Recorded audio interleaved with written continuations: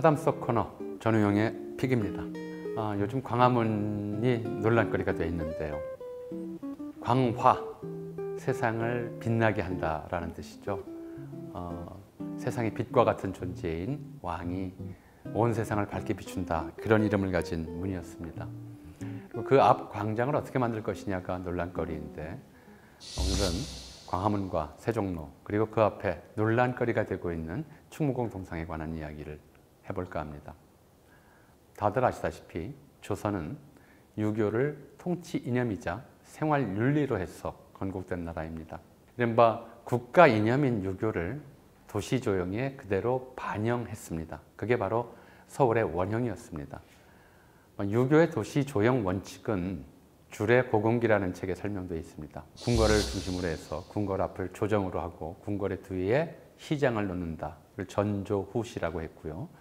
궁궐의 왼쪽, 그러니까 동쪽에 종묘를 두고 서쪽, 오른쪽에 사직을 둔다. 이걸 좌묘우사라고 했습니다. 그리고 궁궐 앞길은 천자일 경우에 수레 9대가 나란히 다닐 수 있는 정도의 넓이, 9궤, 제후국일 경우에 7대가 나란히 다닐 수 있는 정도의 넓이, 7궤. 이런 원칙을 정했죠. 그래서 광화문 앞을 보면 이 나라가 유교국가이구나라는 것을 알 수 있도록 그렇게 조선 초기에 경복궁과 광화문 앞거리를 조성을 했습니다. 일본이 한국을 강점한 직후에 바로 훼손하려고 했던 것이 유교국가로서의 정통성과 권위였습니다. 1915년에는 경복궁을 내부의 전각들을 대부분을 허물고 거기에 가건물을 지어서 조선물산공진회라는 행사를 열었고요. 뒤이어서 남산에 있던 조선총독부를 이전하려는 공사에 착수해서 1926년에 바로 이제 광화문 안쪽에다가 조선총독부 정사를 지어놓습니다. 많이 헐려나간 경복궁의 전각들, 르네상스 양식의 석조 건물로 우뚝 선 조선총독부, 이걸 통해서 일본은 뭘 보여주려고 했을까요? 일본이 문명의 표상이고 과거 조선은 이제 낡은 아시아적 후진성의 표상이다. 선진과 후진, 문명과 야만, 그리고 진보와 퇴보, 이걸 대비시킴으로써 식민 통치를 정당화하려고 했습니다. 일제강점기에는 바로 이 거리가 식민 통치를 정당화하기 위한 식민지의 상징가로였습니다. 광화문을 경복궁 동쪽으로 헐려고 했다가 일본인들 자신도, 일본인 중에도 그걸 반대하는 사람들이 많았기 때문에 헐어버리지 않고 옮겨서 경복궁 동쪽에 옮겼죠. 광화문은 이 거리에서 사라졌어요. 그럼에도 불구하고 일본인들은 이 거리에 광화문통이라는 이름을 붙였습니다. 그리고 여전히 총독 정치의 중심이었기 때문에 일제강점기에 광화문통이라는 말은 정가, 관가, 이것과 같은 뜻으로 쓰였습니다. 일본인들이 도시 이름은 경성부라고 바꿨고요. 거리 이름들도 자기들 마음대로, 어디는 혼맞지, 어디는 곳간에쪼, 어디는 닭게조에 맞지, 어디는 하세가와 맞지 하는 식으로 자기들의 역사, 자기들의 이름을 따서 이름을 붙였습니다. 그래서 일본인들이 마음대로 붙여놓은 이름을 되돌려야 하겠다. 여론이 일어서 1946년 해방 이듬해에 서울시에서 가로명 제정위원회라고 하는 것을 만듭니다.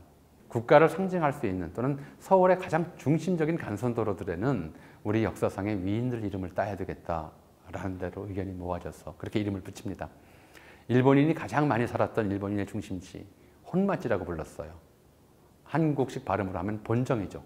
일본의 근본이 되는 땅이다 또는 일본의 땅이다라는 의미에서 본정, 일본어 발음으로 혼마지라고 했던 곳에는 우리 역사상 일본과 싸워 가장 큰 빛나는 승리를 거두었던 충무공의 시호를 따서 충무로라는 이름을 붙입니다. 그게 지금의 충무로입니다. 임오군란 이후에 진수당, 원세계 등이 이제 한국 정부를 압박했던, 중국인들을 가장 크게 무찔렀던 고구려의 명장 을지문덕의 성을 따서 을지로라는 이름을 붙였죠.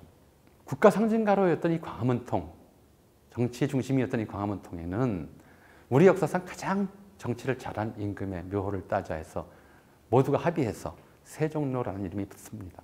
세종로라는 이름에는 세종 같은 정치를 앞으로 우리나라가 계속 펼치는 그런 나라가 됐으면 좋겠다라는 기대와 희망이 담겨 있었던 거죠.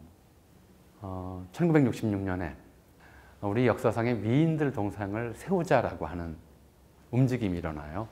당시 순국선열 조상건립위원회라고 하는 단체를 만듭니다. 여기에서 기업체들 또는 민간의 성금을 모아서 동상 건립을 시작하죠. 계획은 그랬습니다.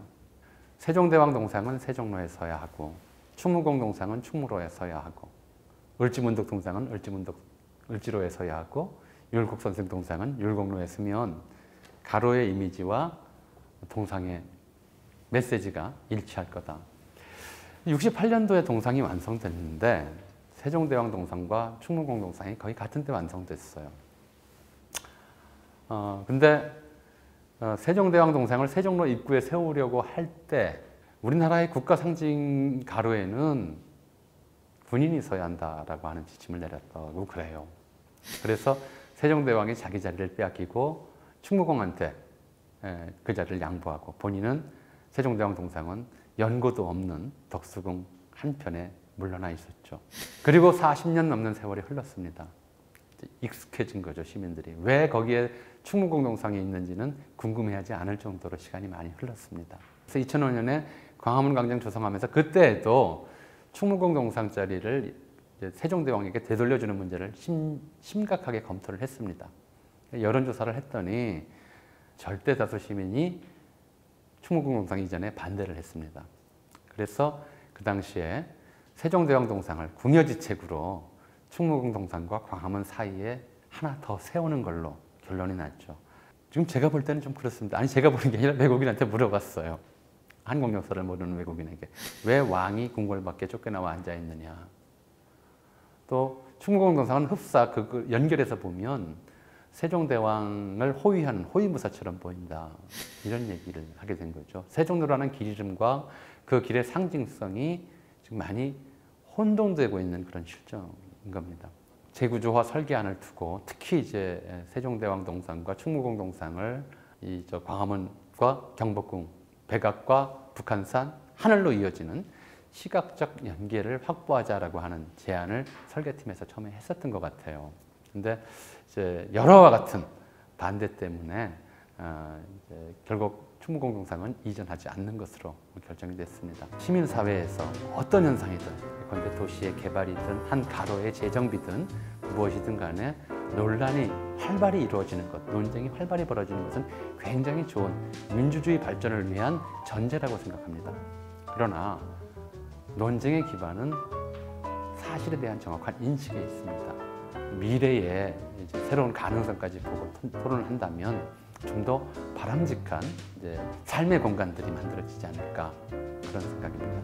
전우용의 픽, 세종로와 충무공 그리고 광화문 사이의 관계에 대한 이야기, 이걸로 마치겠습니다. 감사합니다.